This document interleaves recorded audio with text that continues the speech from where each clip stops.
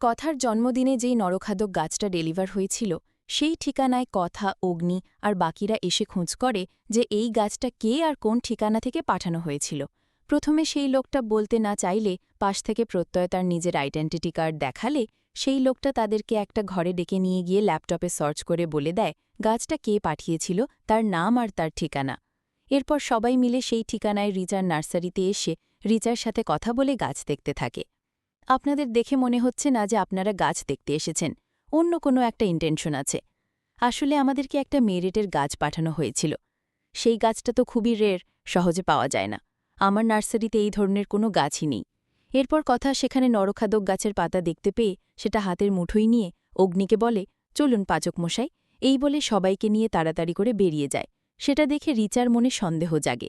তারপর কথা বাড়িতে ফিরে এসে জুনিকে বলে, এই দেখ, এই পাতাটা হলো নরখাদক গাছের পাতা।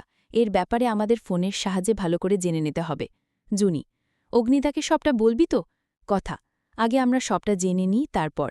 ওদিকে রিচার কাকা অগ্নিকে যে অ্যান্টিকের মূর্তির রিসিট পাঠিয়েছিল সেই নাম্বারে অগ্নি ফোন করে। এরপর অগ্নি জানতে পারে এই রিসিটটা পুরোটাই ভুয়ো, দোকান থেকে কোনো অ্যান্টিকের জিনিস কেনা হয়নি। এই কথাটাই অগ্নি তিমির আর প্রত্যয়কে বলে।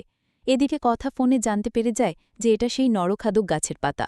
অন্যদিকে রিচা তার দলের ছেলেদের ডেকে নার্সারি থেকে সমস্ত গাছ সরিয়ে ফেলতে বলে, যাতে কথা আর অগ্নি এসে আর কোনো ক্লু খুঁজে না পায়। এদিকে কথা ঘর অন্ধকার করে বসে থাকলে অগ্নি প্রবেশ করে। কি রে, ঘর অন্ধকার করে রেখে দিয়েছিস কেন? অন্ধকারই থাক, আলো ভালো লাগছে না। এই বলে মন খারাপ করে তার বাবা যে তাকে গাছ পাঠিয়ে মারতে চেয়েছিল সেই কথাই অগ্নিকে বলতে থাকে।